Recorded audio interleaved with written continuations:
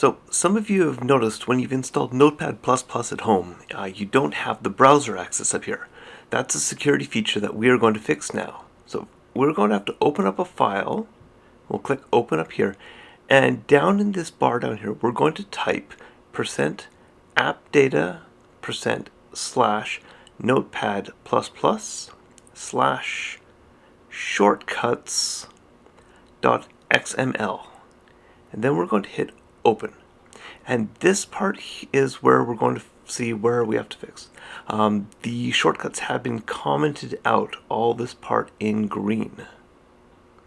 So to do it, we'll highlight this and just delete that and delete the little end comment there.